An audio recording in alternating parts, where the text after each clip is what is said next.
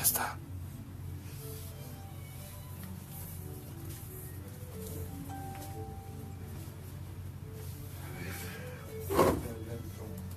Ahí está, ya ves, sin problemas. ¿Vas a poner música, Raúl? Sí.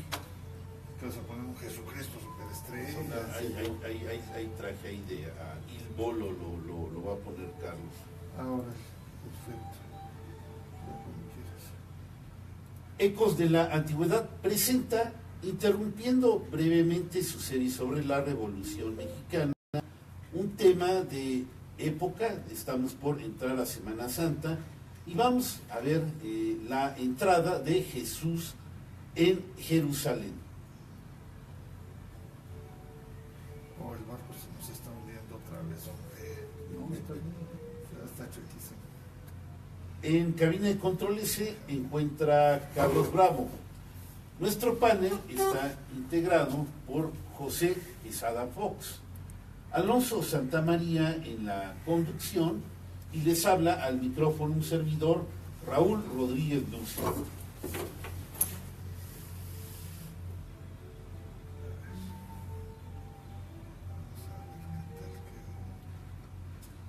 Para comunicarse con nosotros, nuestros teléfonos son 1-92-12-93. Para mensajes de texto tenemos el 44 23 22 10 77. O bien ya se inició nuestra transmisión de Facebook Live, así es que si usted quiere hacer comentarios o preguntas acerca de este tema, con mucho gusto aquí las recibimos.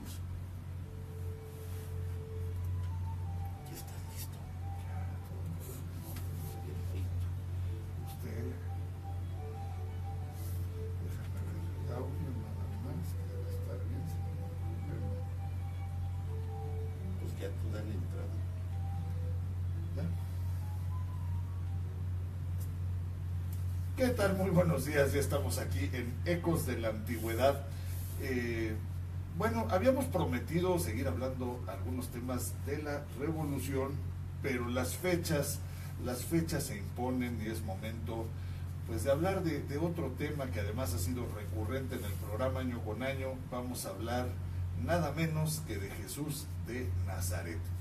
Y como hemos comentado todos los años, y lo vamos a comentar nuevamente, esta es la visión histórica acerca de Jesús de Nazaret como un personaje que cambió el destino de la humanidad, nada menos, ¿no? Un enorme líder, una persona, el ser humano que estuvo sobre la tierra, que caminó por la Palestina del siglo cero primero, ¿no? Es decir, como el personaje que nos ha marcado la historia del mundo, indiscutiblemente el personaje más influyente en la historia de la humanidad. Pero recordamos que es la posición histórica de este personaje y sobre eso hoy hablaremos de su entrada en la ciudad de Jerusalén. Y bueno, pues para eso contamos con la sapiencia de Raúl Rodríguez Lucio, es nuestro gallo fuerte para este tema, y por supuesto José Quesada Fox, que no canta nada mal las rancheras. Vamos a oír un poquito de música y antes de iniciar con nuestro tema, y regresamos en un minutito. Ahora quedé afuera otra vez, hombre. Sí, Me salí de cuadro a la hora que enderecé esto, déjame. Sí, te saldrá totalmente. Sí, no, quedé totalmente afuera. Es que es... Y yo veo, y sigue hundido el barco, ¿eh? Está un poquito para ahora para el otro lado, pero vamos, ya. Está como que se te viene encima. Sí, pero ya vamos a dejarlo así a ver qué pasa.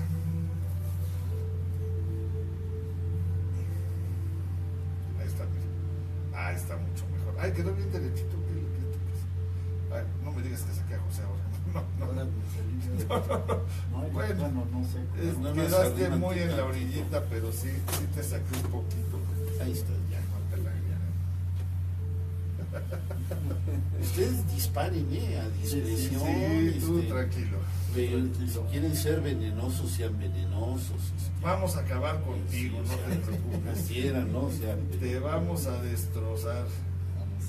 Hoy me toca lucirme. Ay, hijo.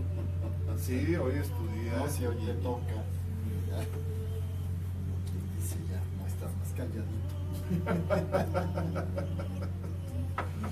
Hoy te toca. A ver, oye, ¿por qué este chat? Mira, se metió Marce de Magdala que trae pleito casado con uno. Ah, pero no Te contesta. está oyendo. No. Sí, Mi amiga Marce. Marce, claro. Sí. Queridísima Marce, bienvenida al No, programa. bienvenida, claro, ¿Cómo que estás? es un gusto que estés aquí viendo.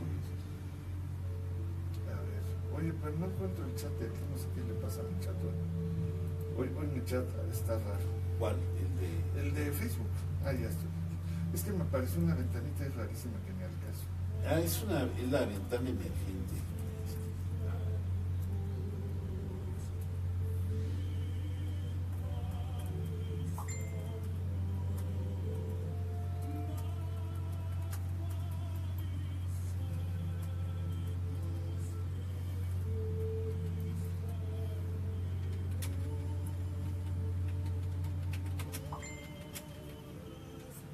Pues lo bueno del micrófono a este lado es que veo más la cámara. Déjale bajo el volumen. Pues yo estoy monitoreando aquí el micrófono. No, a mi celular. Ah, sí. Hace, porque empieza a hace sonar. ruidos, empieza a sonar. No me encanta cuando empieza. Además, como dice, te llaman. ¿Cómo hace? ¿Qué quiere? Hace chistosísimo tu celular.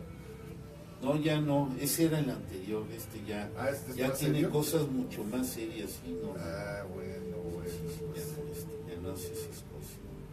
ya no hace barbaridades. No, güey. Vamos.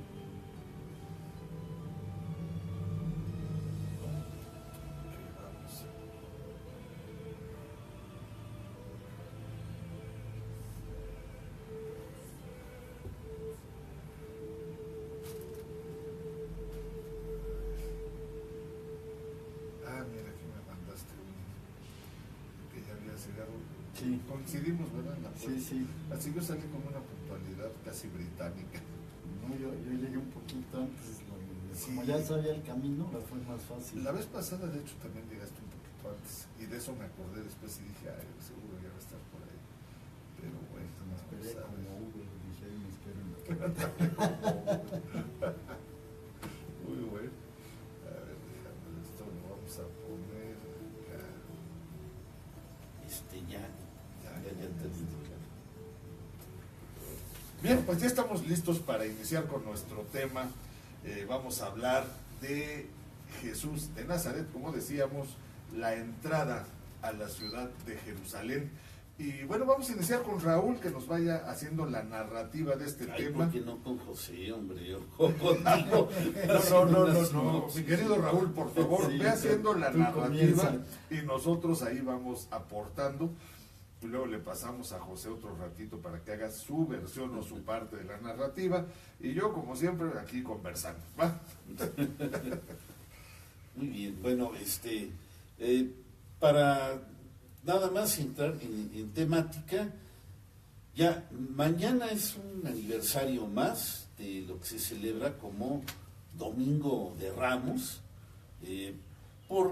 refiriéndose, bueno, a la gente que aclamaba a Jesús a su entrada a Jerusalén, pues que decían con palmas, aunque en la Biblia dicen que eran pues algún tipo de rama que venían en los árboles, que son un poquito más fuertes y más grandes, pero básicamente se trataba del momento culminante de Jesús después de haber estado, digamos, según los términos de la Biblia, 3 años haciendo su anuncio de lo que es el reino de los cielos, pues llegaba el momento culminante, digamos, la cereza en el pastel, en donde se iba a difundir, ahora sí, en una ciudad importante, el mensaje que era, ¿qué es el reino de los cielos? O esto que ya había conseguido un buen número de seguidores, por lo cual esa entrada pues, es multitudinaria, como quien dice. Sí, bueno, estás diciendo una ciudad importante, pues nada menos que la ciudad más importante, no solo de la región, sino probablemente del mundo conocido, con excepción tal vez de Roma y algunas otras, ¿no? Pero Jerusalén era de una importancia extraordinaria y tenía influencia no solamente en la zona, ¿no? Sí, definitivamente en esos tiempos, digamos, la importancia de Jerusalén se puede equiparar a la importancia que tiene actualmente.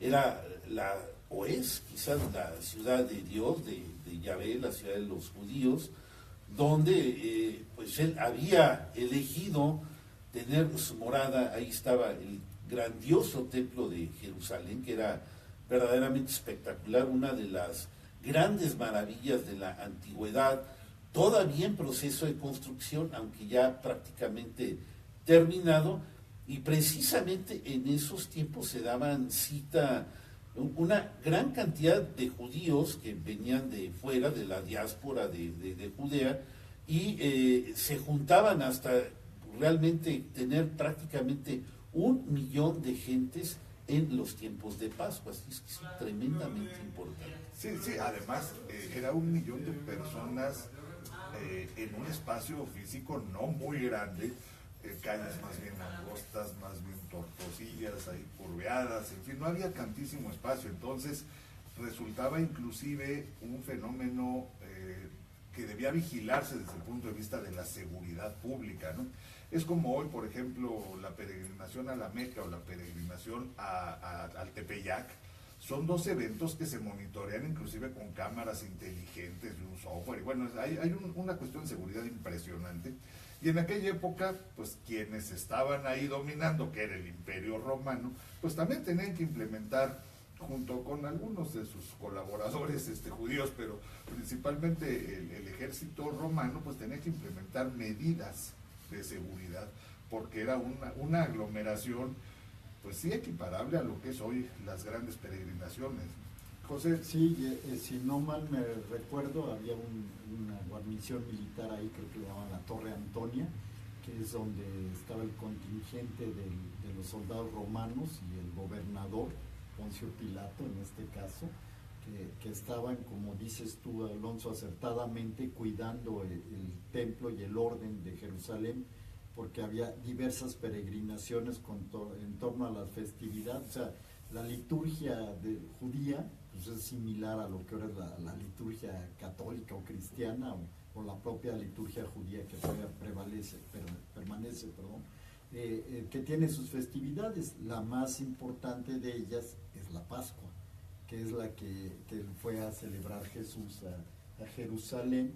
Ese año fue a celebrar la Pascua, pero si nos recordamos, cuando era niño también fue a una peregrinación que lo llevaron sus padres y se perdió. O sea, eso de Jesús perdido y hallado en el templo, ¿no? Que como sí, caminaban las mujeres de un lado y los hombres de otro, cuando venían de regreso San José y la Virgen María, pues no, cada quien pensaba que el niño iba con el otro, y hasta que llegaron a dormir en la noche se encontraron que no venía, ¿no? Y tuvieron que regresar por él y buscarlo.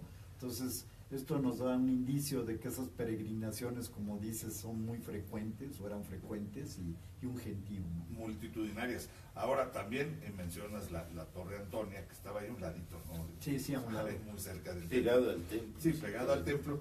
Y hay que poner en contexto, además, que era una tierra indómita, ¿no? O sea, era una tierra donde había mucha resistencia al imperio, había una gran inquietud, había mucha inconformidad. El grupo de los celotas estaba en ese momento incitando a la rebelión, y se esperaba, recordemos, al Mesías, que el Mesías era un líder político-militar en la mente de los judíos de la época. Sí, básicamente esa era la idea. Ya Jesús era famoso, aunque con precaución había estado dando su mensaje, esto de el reino de los cielos, que luego habríamos de tener un programa exacto para ver qué significaba este reino de los cielos, pero a los judíos, a la mayoría, les sonaba como algo así, la restauración del reino de Israel. Y básicamente eso era, pero digamos, Israel era la ciudad o el país de Dios, donde el objetivo era adorarlo, venerarlo y tener una vida en comunión con Dios. Y esta era la misión de Israel, de que todos se conformaran a su alrededor y creyeran en un solo Dios. Vamos, este era el legado y esta era básicamente la idea de ese reino de Dios, pero para que pudiera existir no podía ser en un lugar donde estuviera, digamos, ocupada por la bota del dominio de Roma. Y entonces esto no les gustaba. No les gustaba. Y además recordemos que la tradición indica que el pueblo de Israel era el pueblo elegido de Dios. Es decir, no solo era que los demás creyeran en un solo Dios, sino que además ellos eran el líder, el centro pues de este Dios verdadero y único Dios. Y por otra parte, bueno, los romanos en ese sentido eran un poco flexibles, no imponían a sus dioses, sino que dejaban que pues cada uno de los pueblos llevara más o menos su religión, pero sin imponerlo. De todas maneras sí transgredían de repente por ahí varias cosas. Bueno, ¿no? mira, yo ahí sí les explico un poco, ¿no? Roma, que es secuencia de Grecia, bueno, tenían su panteón, sus deidades, ¿no? Los dioses griegos, bueno, fueron los dioses de Roma también. Y lo que hacían los romanos, Alonso, es que aceptaban la incorporación de los dioses de cada pueblo a lo que se llama el panteón de los dioses. O sea, podía haber muchos dioses. O sea, los iban agregando. Agregando, exactamente. Y el problema, como lo has expuesto, con el Dios de Israel, es que el único Dios. O sea, es un Dios que no acepta a otros dioses, hablando en términos teológicos, ¿no? O sea, exacto. Esa era la religión de Israel. La alianza que se hizo con Abraham, ¿verdad? Donde Dios hace una alianza con un pueblo, porque en la época de Abraham, si nos vamos siglos atrás, había muchos pueblos, muchas religiones, muchos dioses. Entonces un Dios que hace la alianza con un pueblo, ¿verdad? Y a cambio de esa fidelidad de Abraham, le ofrece una descendencia, ¿no? Tan grande como las estrellas del cielo, ¿no? Sí. Entonces de ahí viene Israel con un solo Dios y choca con una cultura predominante que es Roma, ¿verdad? Que es politeísta, ¿verdad? Sí, aunque, bueno, de alguna manera en el caso particular de pues, la Palestina, ¿no? De la época, sí les permitían mantener sus festividades, como es el caso de la Pascua. El templo era relativamente autónomo, que eso Raúl ahorita seguramente va a comentar un poco de lo que pasaba con el templo, pero sí era un fenómeno, digamos, además era un pueblo muy aguerrido, y recordemos que además Dios, además de prometerle la descendencia tan grande, también les prometió cuidarlos, y a 2-3 pueblos sí se llevó el dios iracundo, ¿no? Que pues, al que se le oponía al pueblo de Israel había que tronarlo, ¿no? Y entonces, bajo ese esquema, es que había ese ambiente de rebelión, que además venían de haber tenido un ratito el reino libre, ¿no? De los macabeos. Exactamente, sí. No hacía más de 140, 150 años, Israel era libre.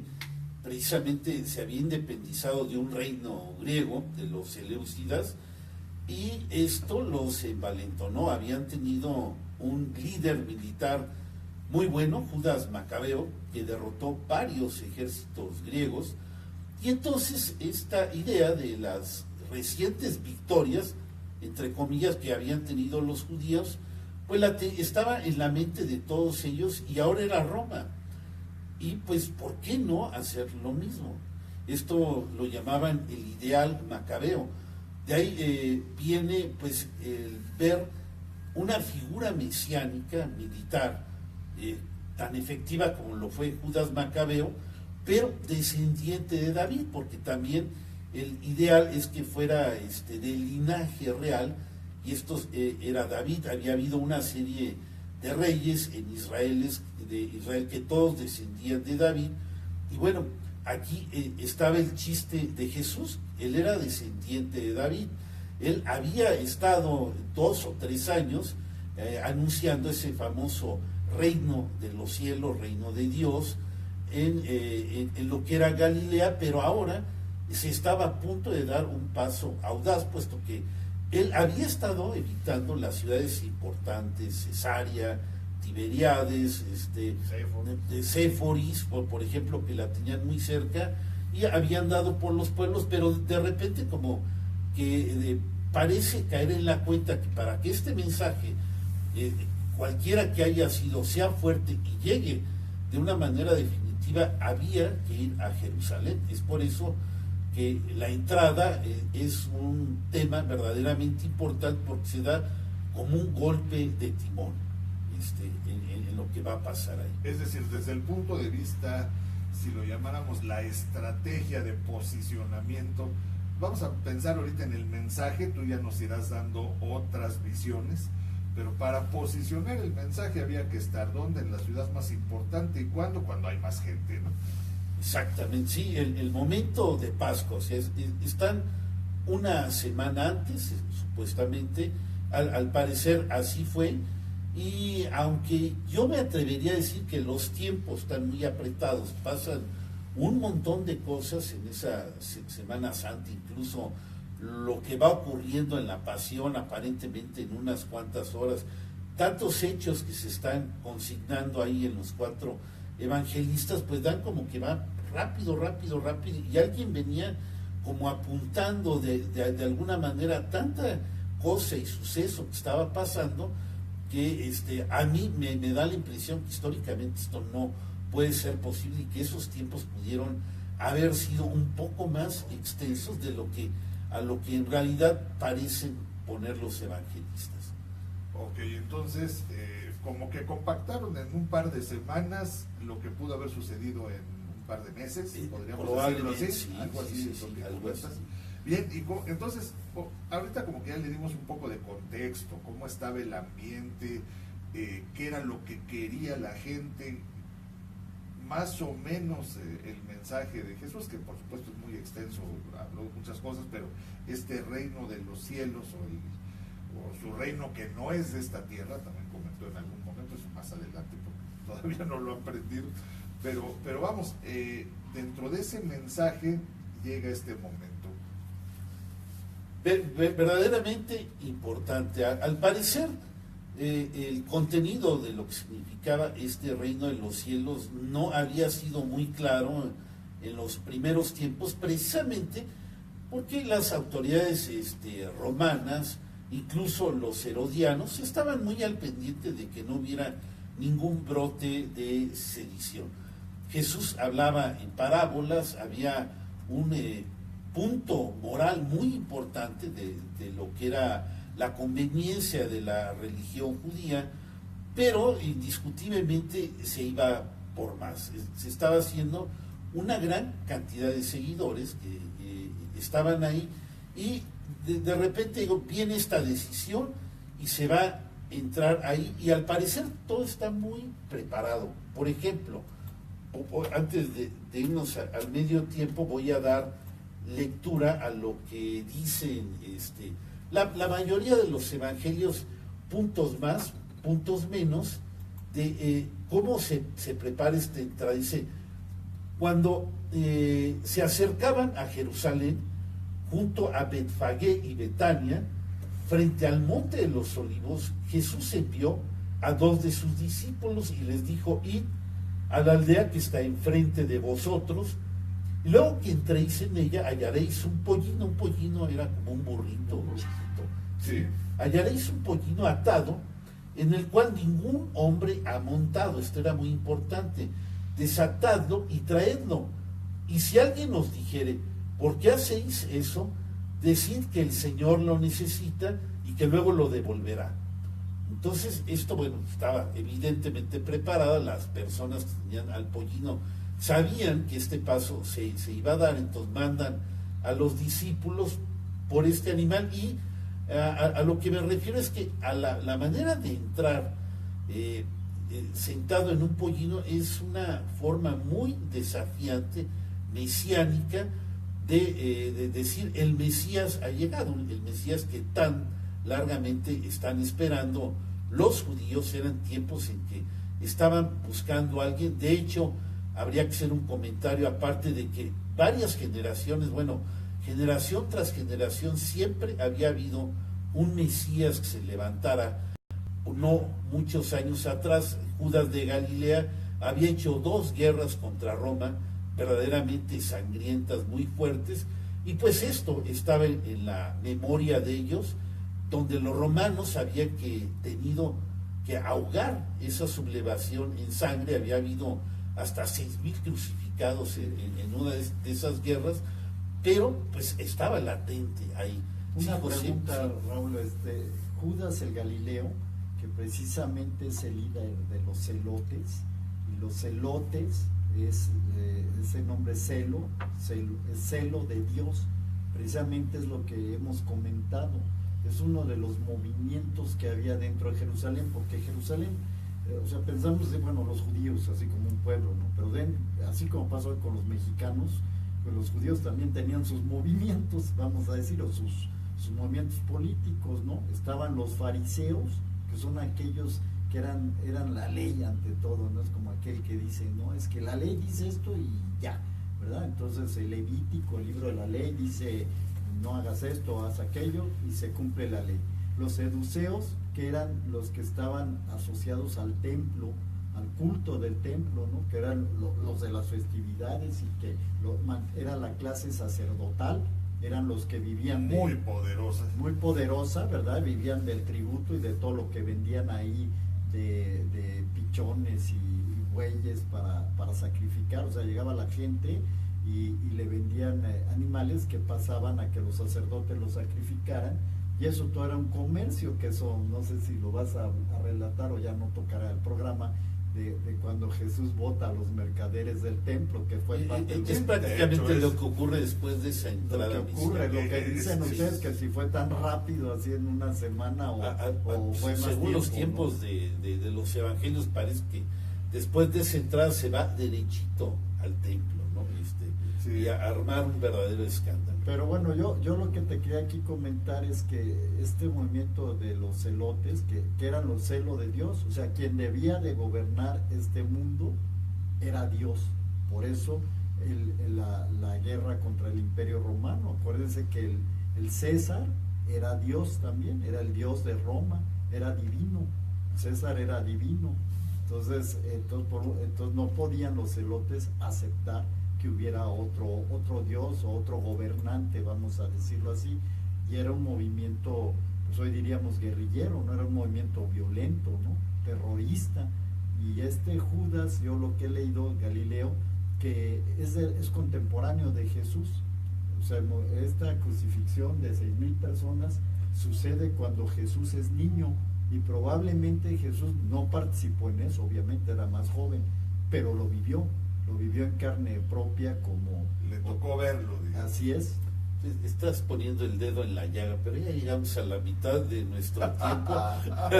Yo creo que eso lo podemos ver en la segunda parte. Hemos llegado a la mitad del programa, y justo, José, estás entrando en la parte fuerte del programa, ¿verdad, mi querido Raúl? Exactamente. Ahí es donde vamos a tocar las teorías, pues, históricas, ¿no? de nuestro personaje. Bien, pues vamos a hacer el corte. Entonces, ¿vas a poner otra música, Raúl? No, Carlos, yo no. Carlos, okay. Carlos. Adelante, Carlos. Sí. Bueno, pues regresamos en unos pocos minutos y seguimos con este interesante. Oye, saludos. Saludos, Joaquín Roura. Es que siempre Sí, Beatriz Rodríguez Lucio, mi hermana. Sí. Edmundo Hernández Reina. Marce.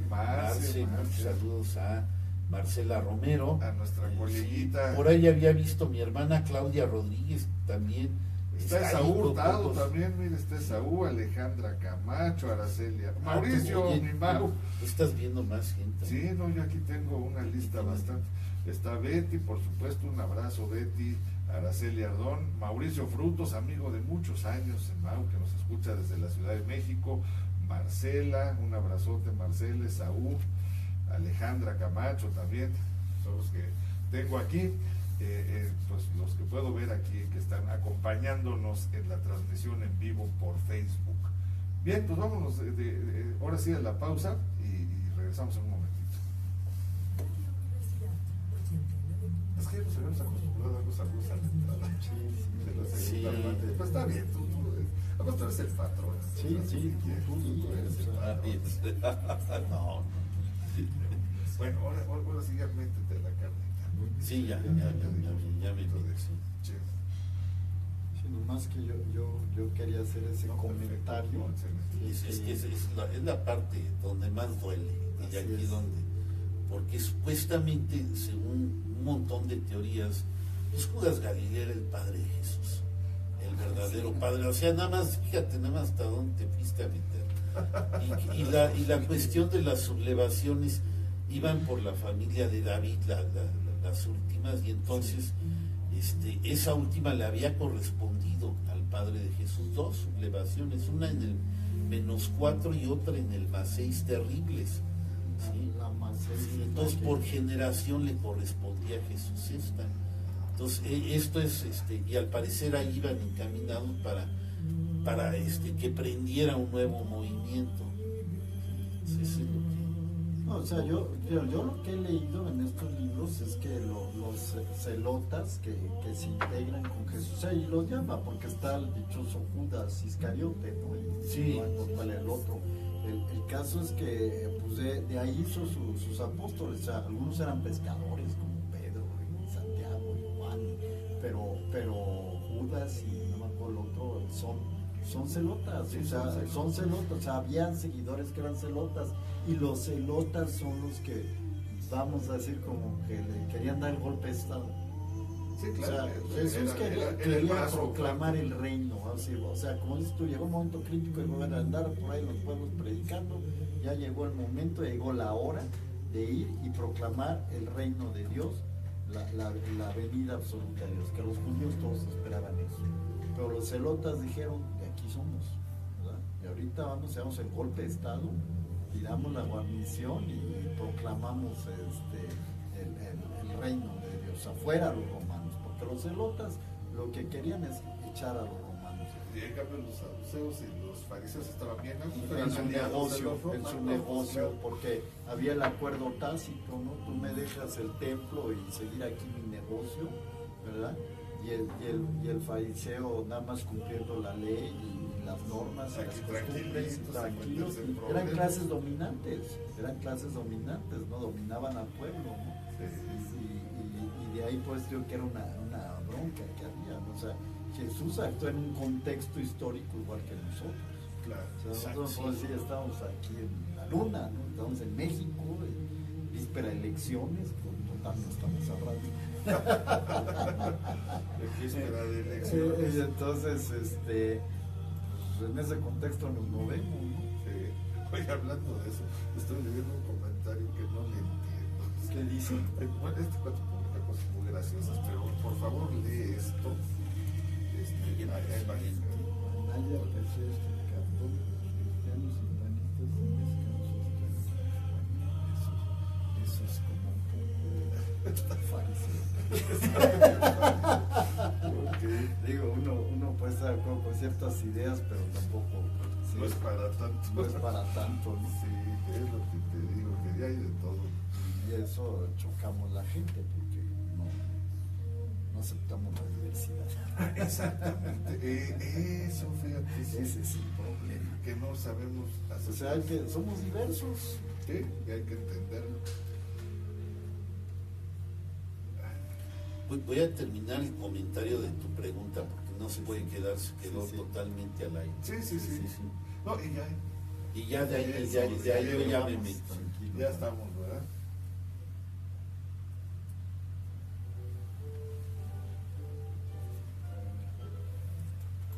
Bien, ya estamos de regreso aquí en Ecos de la Antigüedad. Tuvimos una música muy navideña, muy sabrosona, sí relacionada con el personaje, por supuesto, Pero aunque cuando sea era con chiquito. otra. Sí, claro, cuando nacía. Es una manera de acercarnos también a un espíritu tranquilo, ¿no? Cuando que en este momento la Semana Santa pues habla justamente de la parte más difícil y violenta de la vida de Jesús. Vamos a continuar, Raúl.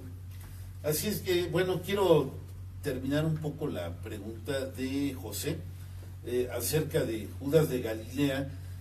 Él se había levantado en contra de Roma.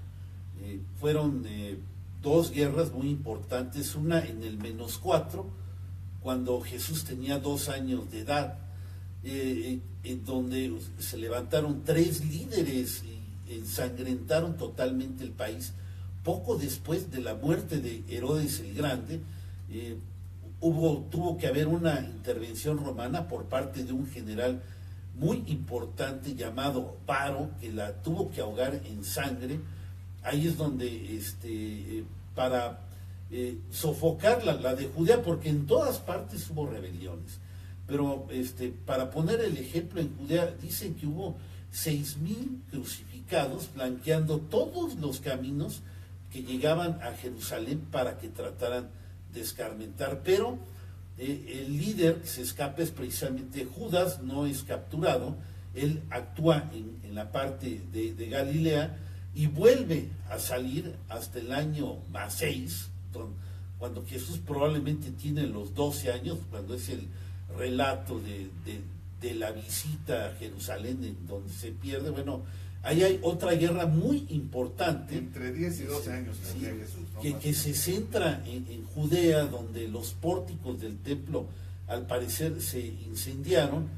Bueno, fue otra rebelión muy fuerte. No hay tantos detalles, pero se habla mucho de que el derecho del suelo solamente pertenece a Dios y no podía pertenecer a nadie más, y mucho menos a Roma. Esto era lo que proclamaba Judas de Galilea. Entonces, obviamente esto pues no tenía mucho tiempo de haber ocurrido, unos 20 y tantos años, 20 aproximadamente al tiempo, que era lo que estaba en la mente de muchos de los judíos que estaban esperando que la siguiente generación, la cual representa a Jesús, que era un descendiente de David. Judas de Galilea era otro descendiente de David. Bueno, le correspondía este levantamiento. Es por eso que la expectación era grande.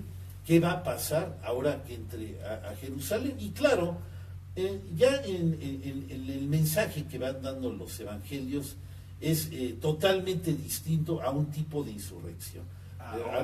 Sí. Ok, correcto. Sabes que sigue llegando personas a nuestra transmisión. Un saludo a Georgina Matute, también amiga de muchísimos años, pero muchos, ya mejor no digo. Gabriela de la Garza también. Gabriela, bienvenida aquí al programa. Vamos a seguir, Raúl. Bien, ya me voy a centrar al momento de cómo curiosamente se prepara una manera de entrar a Jerusalén. Montados en un pollino, han sido mandados 2 de los discípulos a desatarlo para un animal el cual nunca había sido montado por persona alguna. Esto es muy importante. Simbólicamente, en el Antiguo Testamento se decía que el Mesías tenía que llegar de esta manera. Así es que se escoge cuidadosamente en los 4 evangelios esta manera de entrar. Entonces ya que se les da el animal a los 2 discípulos,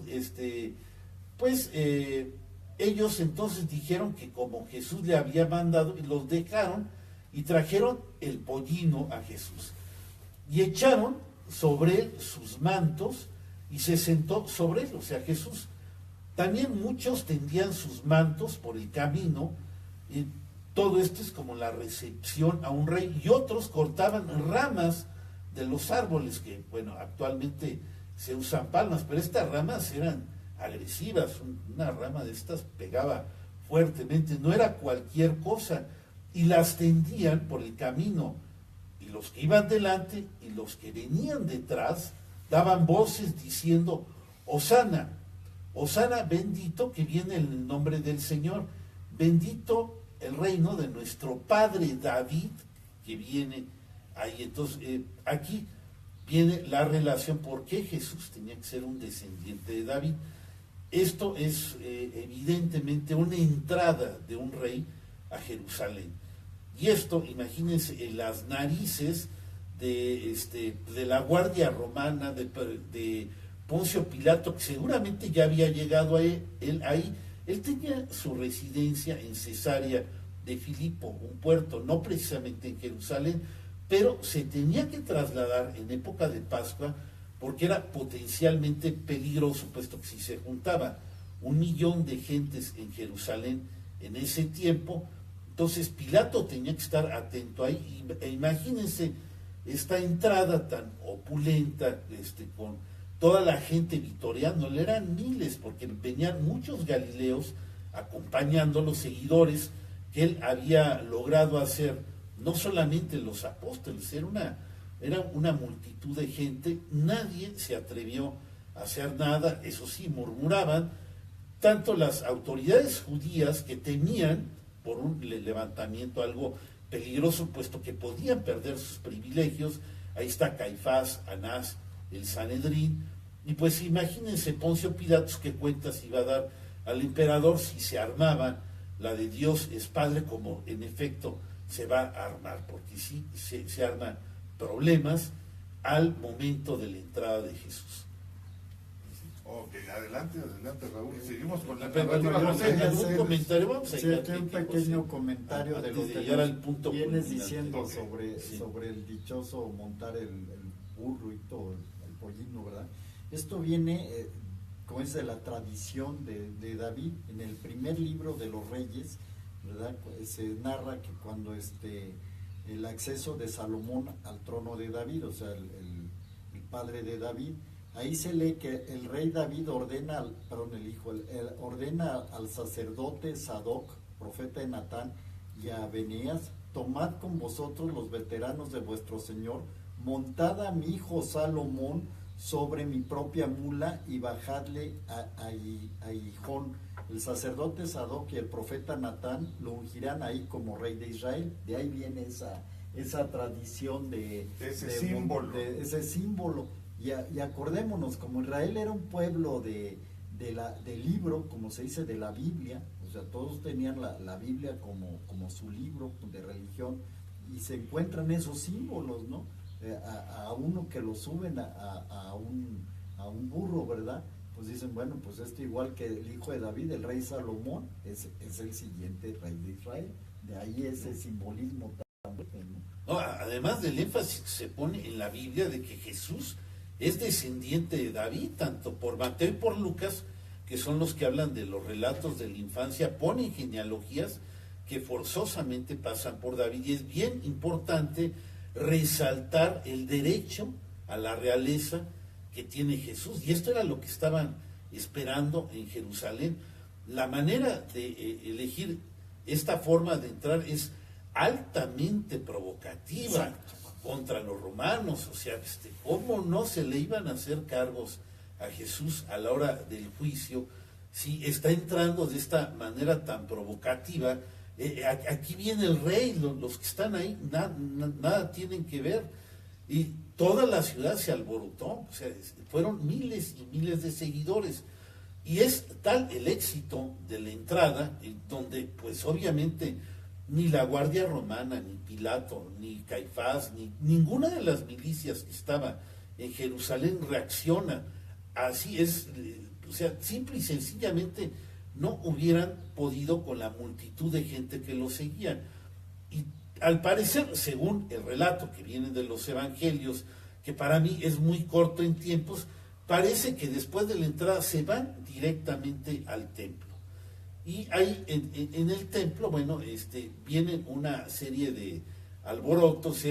Jesús, seguido de muchísima gente, no le parece, digamos, el sistema de los sacrificios que se están haciendo, donde matan a los borreguitos, o los cambios de moneda, porque solamente se podía usar la moneda que está en el templo. Y entonces dicen que él, quizás no él solo, pero los evangelios son muy discretos en estas cosas, pero no por eso pueden omitir que se volcan las mesas de los cambistas, se tiran para abajo, de que agarra un látigo y empieza a haber una verdadera hecatombe. Juan todavía da un poco más de detalles, dicen que desatan a los animales y que se ponen a correr por todo el templo. Y como José decía anteriormente, que no estaba ahí la Torre Antonia pegadita un poquito más arriba que el templo.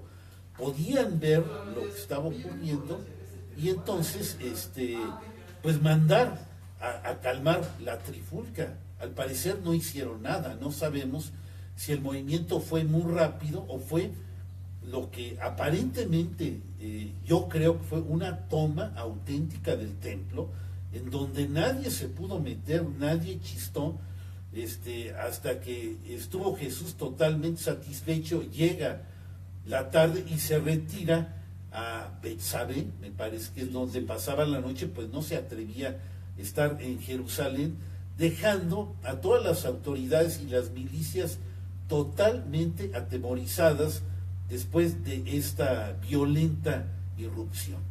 Sí, que ahí retomando tu comentario, Raúl, decíamos, sabían que iba a haber mucha gente. Hay otros datos, tú mencionas 1 millón de personas, otros datos que he estado viendo calculan que la población en sí era de 80,000 y se reunían 250,000, es decir, 4 veces la población en 8, no es cierto, 3 veces, perdón, 3 veces la población, bueno, 4 ya contando a la población, es decir, 250,000 peregrinos más la población, era 4 veces la población de la ciudad. A ver qué ciudad lo aguantan. Entonces, seguramente estaban preparados, o sea, seguramente sabían que venía esta gente, sabían que se iba a reunir esa cantidad de peregrinos, en teoría debían estar preparados. Entonces, para que las autoridades no hicieran nada, tenía que ser algo extraordinario. Y eso es lo que aparentemente fue algo verdaderamente extraordinario, una fuerza muy grande de gente, casi. Bueno, hay expertos, hay que decirlo ahorita, historiadores, que dicen que había un ejército de Jesús, ¿sí? Lo suficientemente grande, no podríamos decir número, que ya estaba posicionándose en Jerusalén, y esos, o sea, los galileos que lo venían siguiendo, que seguramente venían armados, ahí vemos cuando toman a Jesús en Getsemaní, que Pedro traía una espada y que le corta la oreja a un sirviente del templo. En otro evangelio dicen, dan el nombre Malco. Bueno, aunque los evangelios tratan de quitar toda la temática de violencia, de guerra, pues no por eso dejan de decir algunos detalles que pasaron, de que la cuestión era verdaderamente peligrosa. Tanto las milicias judías romanas, coordinadas por Pilato, Caifás, Anás, se tenían que poner de acuerdo de cómo desmantelar la fuerza que había hecho Jesús para una insurrección auténticamente peligrosa en las narices de ejército que estaba apostado en Jerusalén y que los primeros días no se atrevía a tocarlo. Tiene que ser un asalto prácticamente en la noche, una cosa verdaderamente sorpresiva para poder desmantelar el problema que ahí tenían. Sí. De acuerdo, que aquí se está formando el antecedente de lo que vamos a seguir conversando la próxima semana, ¿verdad? Sí, porque ya aquí hay que ver, pues ya lo que es cuando Jesús es hecho prisionero, donde aparentemente, pues sí, hay una pequeña trifulca que hace Pedro. Lo que seguramente ocurrió es un verdadero enfrentamiento de tropas romanas y judías, porque hablan de una corte, estamos hablando de que iban aproximadamente 1,500 entre soldados romanos y soldados del templo que van al huerto de los olivos. Pues no precisamente van por 12 personas que están ahí, 12 personas, y Jesús esto seguramente no era así, estaba fuertemente acompañado, seguramente en un plan de sorpresa, cuando la población, que además se pudo haber integrado porque estaba totalmente excitada, exaltada, estaban seguros que se estaba iniciando un nuevo movimiento, y esto es precisamente lo que llaman la inauguración del reino de los cielos. Acaban de estrenar una película que se llama María Magdalena, ¿sí?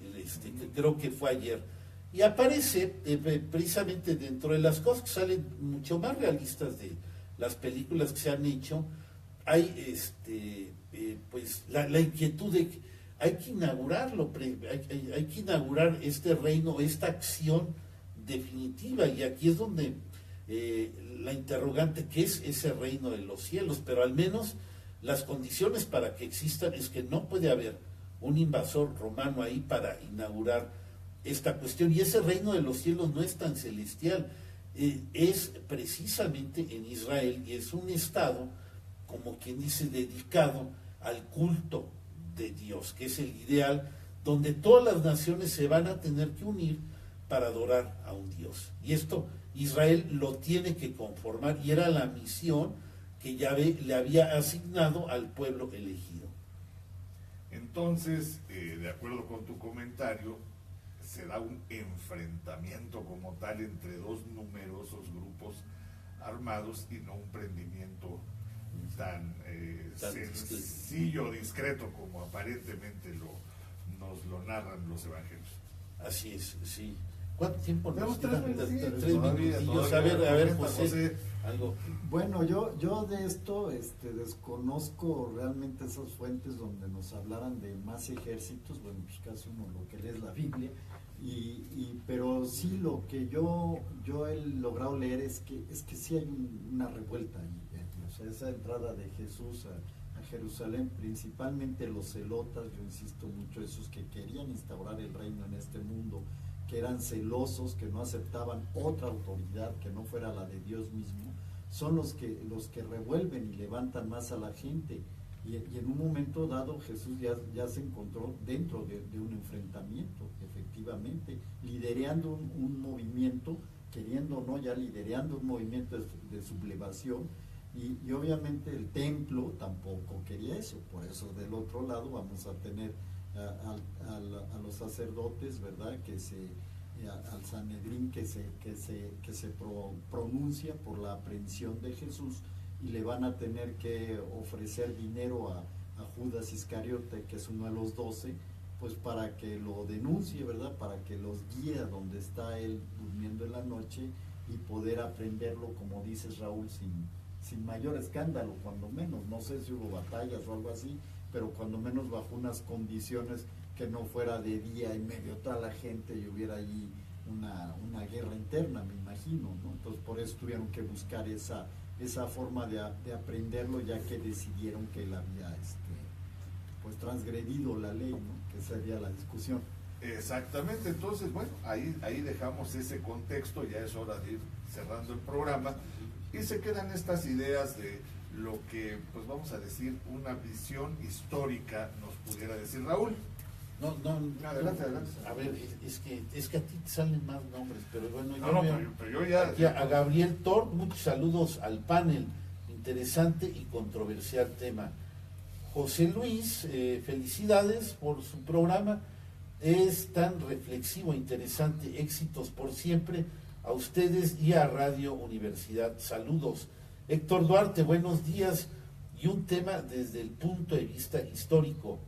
Alma Rodríguez, buena exposición, contexto, y saludos, es la esposa de Manuel Ramos Curi, nuestro compañero. Sí, claro. Sí, y creo que hasta ahí ya los demás ya los habíamos dado. Ya lo habíamos no sé si tú tengas más. No, yo ya son los comentarios. De hecho, yo tengo más bien la lista de los que nos miran. Fíjate, yo no tengo los comentarios en pantalla, sino más bien la lista de personas que se integraron a lo largo. Sí, Blanca Herrera también en el chat, y Venus y Yueca también en el chat se hicieron presentes. Excelente, pues muchas gracias a todas las personas que nos acompañaron. La próxima semana vamos a continuar con esta narrativa de los últimos días de Jesús de Nazaret en este planeta. Muchas gracias a todos, gracias, y nos escuchamos después. Ecos de la antigüedad, el aprendizaje del hombre en su recorrido